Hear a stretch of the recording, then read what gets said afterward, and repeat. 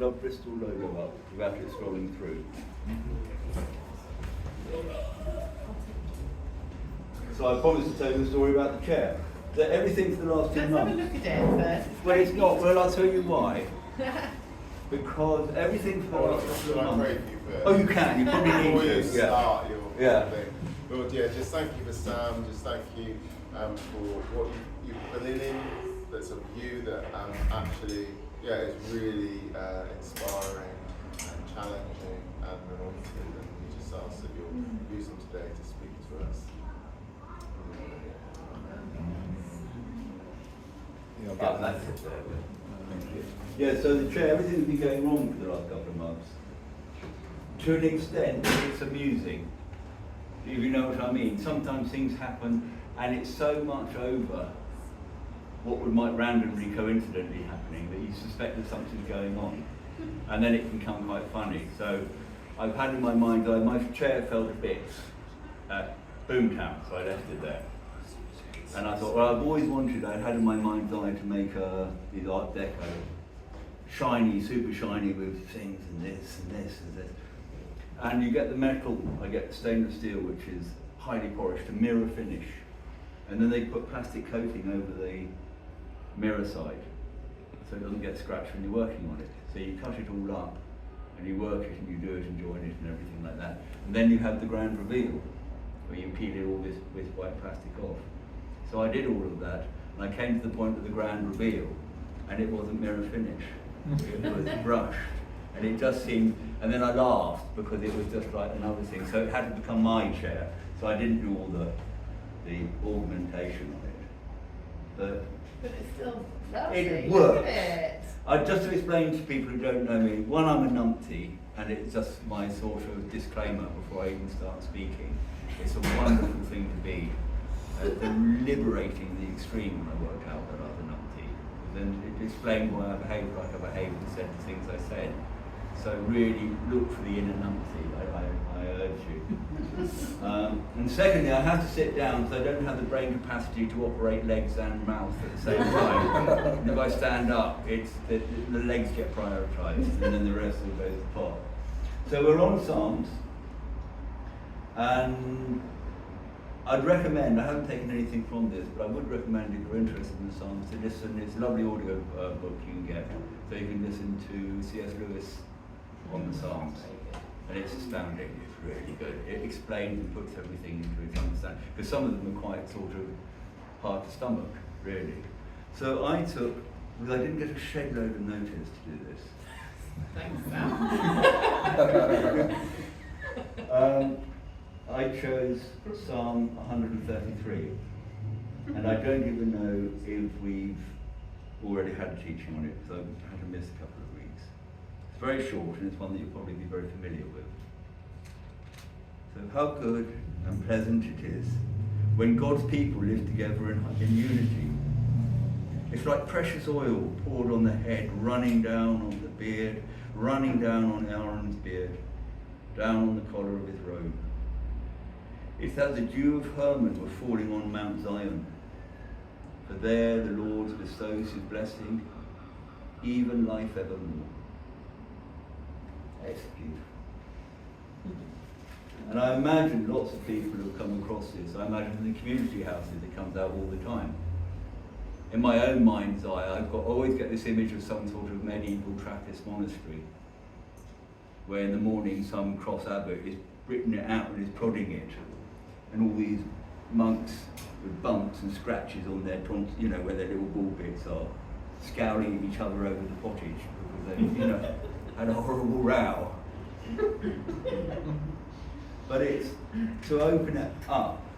It's got so much in it. Like precious oil poured on the head, running down on the beard, running down onto Aaron's beard. And we got that straight away. We got that image, that mirrored image in Matthew 26:6.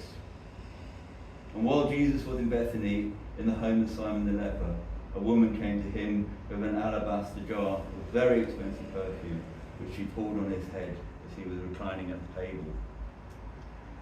And that same image, and Aaron of course was the first of the priests, and that anointing that came down on him. went down onto the roads. And I looked for an image of, to put up of our, and they're all a bit dour and mean and thin. And I just saw this person who was quite, not portly, but well, not thin, and really luxuriating, smile, warmth, love, just pouring down. And the clothes all the way down through the priesthood. And those were the priesthoods, they were the priests to the Israelites. And now we're in this new dispensation, we are the priests of the world. And it goes on to say, as if the dew of Hermon were falling on Mount Zion. And just to get you into proportion, into understanding what that means, Mount Hermon is 2,800 meters of snow on top. But because of its height, it collects dew, and all around the slopes are very, very lush and lots of growth. Whereas Mount Zion is only 700 meters, quarter of the size. And it doesn't get the same climatic happening. So it's saying it's as if all that blessing is coming to a dry and arid place. When people dwell together in unity. The key of everything. So the oil that comes down on Aaron's head, it's the unity, when people live in unity. And when Jesus, when I see him in my mind's eye in that house in Bethany, and we get images and he's teaching and they're all looking pious. But I don't see that. I see people sitting around having a meal, and it's warm and it's funny, and it's just got that lovely feeling of people really liking each other in harmony. And from that, for there the Lord bestows his blessing, even life, evermore. Forever and ever, amen. Leo Tolstoy in Anna Karenina has this very famous line. I'm not saying anything new or exciting. He says that all happy families are alike. Each unhappy family is unhappy in its own way. It's astounding observation. Not all notes, not all frequencies make a note. Only very, very few specific, and only a few of those specific frequencies will make harmony. But you can say any frequency, thousands of frequencies will make a horrible noise. And the miserable families, the miserable lives. You can go into a house, you can go into an empty house, and you know if it's happy or not. You can feel it. There's something thin about the whole place when it's not happy, and there's something warm. And you see happy people. And there's a silence, and there's just, it's so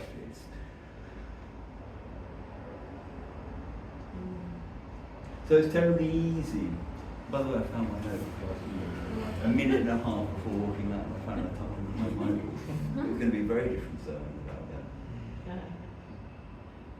And so it's really easy to say this. It's nice to say this is what we ought to do, but it's a phenomenally difficult thing to do. I mean, marriages can be really bad. Friendships, communities, they can go horribly wrong, and that is just as ghastly disharmony. And so I sort of took the liberty in my numpty arrogance to sort of go through ways possible. There was this thing that I spoke about before, which was a lovely Scotsman, Andrew Murray, who's lived in South Africa. And he had this thing where he said, humility isn't one of the fruits of the Spirit. Humility is the very ground that all the fruits spring from. And transversely, pride isn't a result of sin. Pride is the source of all sin. And when we strive with each other, it always comes from a point of pride. It always comes to a point of my will's being overridden. I'm being thwarted. They're not doing what I want or what I say. And we have this thing, and I, along the grounds of I am right. And we defend our right. And it's very easy. I mean, I'm going to say things which may seem glib, but and then you can talk it in depth afterwards. I've got a happy marriage, I'm very thankful for it. And one thing that may be helpful to that is neither of us believe we have the right to impose ourselves upon the other. and say it is your job to do this. You haven't done this. And it's incredibly important that to understand that we don't have the right to compel other people to do our will. And it's different if you have children. They're responsible for. But to another person, you don't have the right to impose your will, that they will conform to your will. And it's so easy.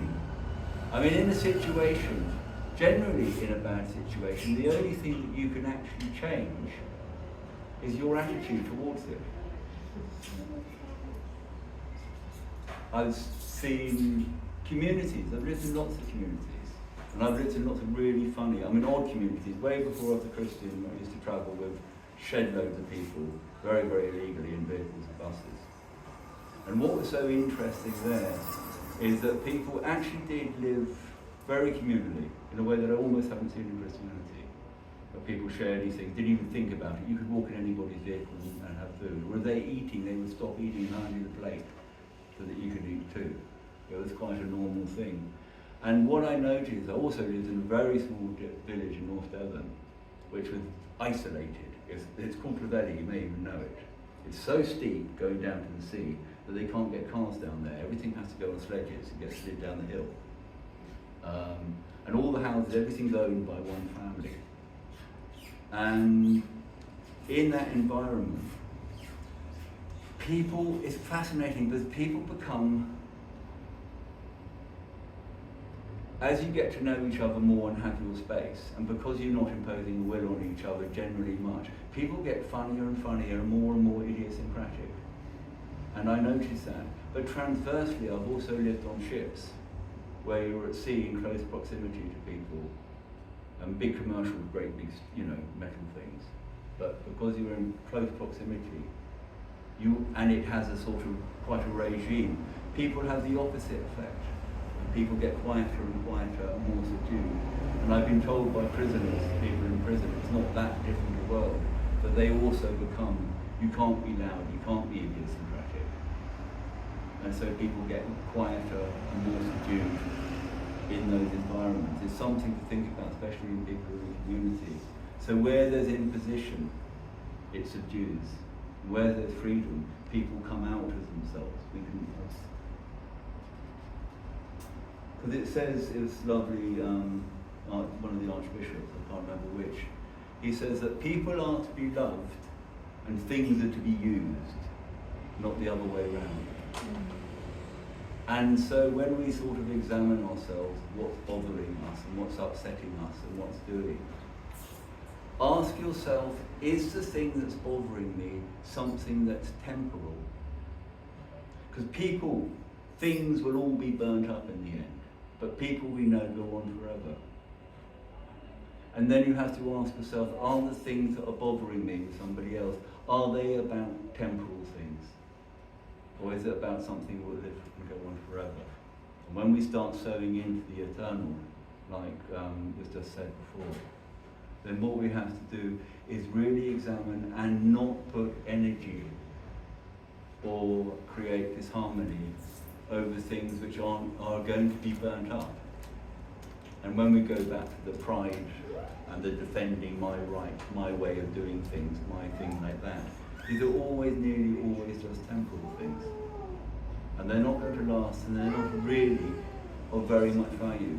But the person you might be putting down, or allowing yourself to be compromised because you're upset, is an eternal thing.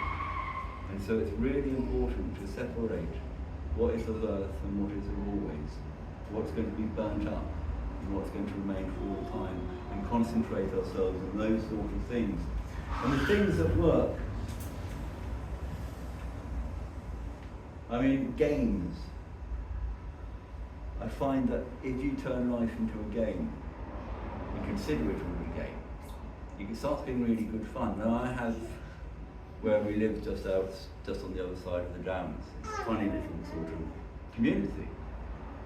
And my biggest temporal thing that upsets me and ruins my peace is usually things like telephone companies. You have to try and get your account sorted out.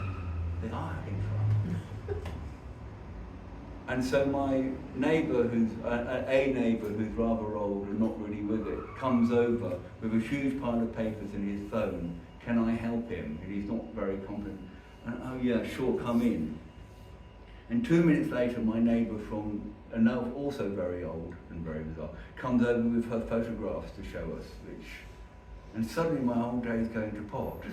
Within a minute, her great friend, who's deaf as a post and also the same age, with her daughter who's on heavy medication for her well-being, come in. So suddenly we got this, and then, it's funny.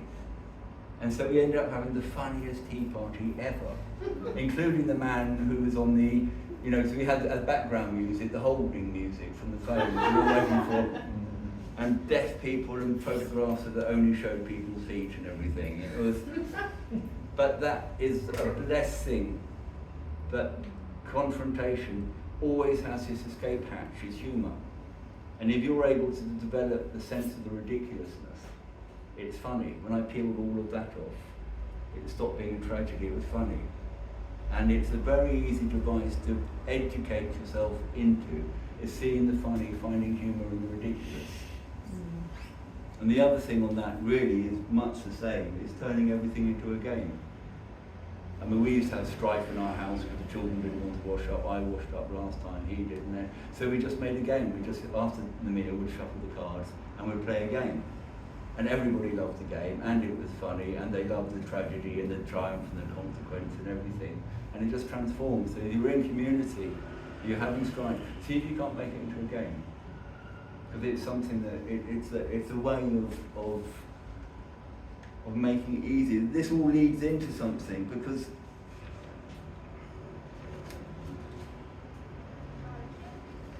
and I think this is really the point of all of it. And we're often told that when we're with people who are difficult, or and the people who are difficult are the people who are around us. People that we really strive with, the people we know and we have a relationship with. And they always say, well, look for the Jesus in the person. Look for Jesus in them. And I'm not very good at that. But I do find that I can look at the child in them. And I can see people, as a 4-year-old, it's like Willow's age, this little thing. And they're always funny, and they're always just absolutely charming. And then you can find them, you can find it in old people, you can see these little children. And you can look at everybody, and then you can see the child. Matthew 18.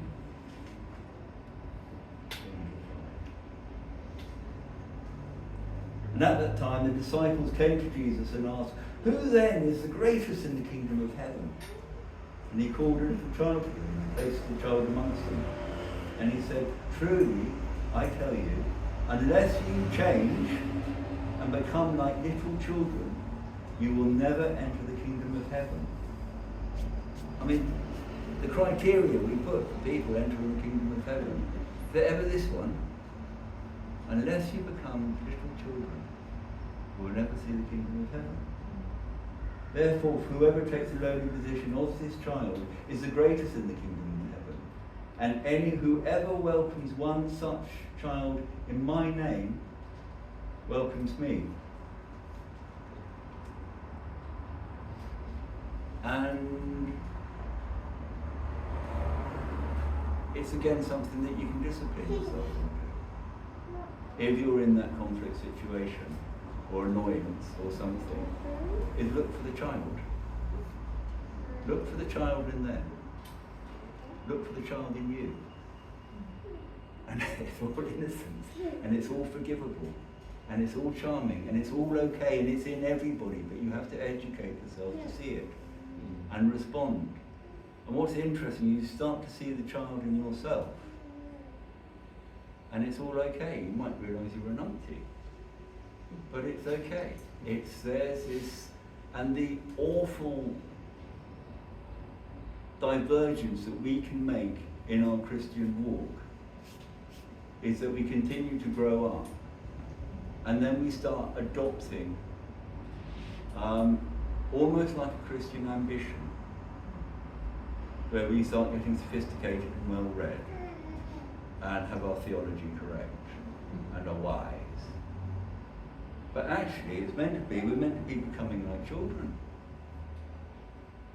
This is where we're going. We're meant to be growing down, not growing up. Think of yourself when you were a child. Think of the fun and the freedom. Think of the excitement. Think of the pleasure, the joy you had. Little things. Remember being asked by a child, when a frog jumps, does his bottom hit on the floor? And it's really, why don't I think, what's happening? Why am I not seeing the joy, the fun, the freedom? Why am I calcifying? Why am I calcifying? Why am I not getting freer and funnier and more excited, more wonder? Why am I not becoming as a child as I am commanded to do? Tremendously important.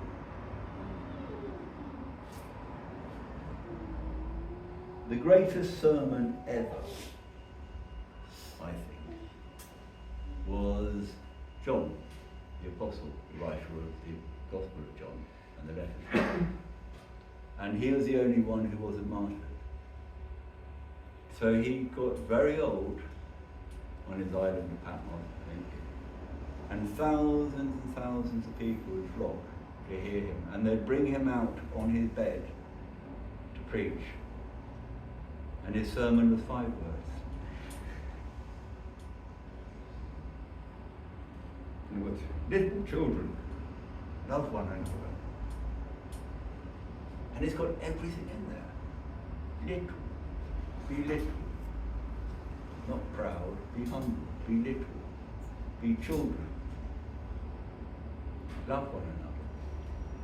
This is the oil that's anointed on the head of Jesus when families love together, when people are close together. It's terribly simple. It's terribly, terribly, terribly simple. So simple we always miss it. And so they asked him, they used to ask him, why do you just preach this? And he said, because it is the Lord's command, and if it alone is kept, it is sufficient. So for all our theology, all our works, and all our everything, the requirement we have is to love one another. Be as little children and love one another. Because you know what happens when I look in other people and I see the child inside me? Then I see Jesus. Because I can't relate to this strange man who's aloof and far away, or so feet don't touch the ground quite. I just see that child, that laughter, that humour, that excitement, that sense of silliness. And I see that. And I see it in myself, and I think if we're to grow down.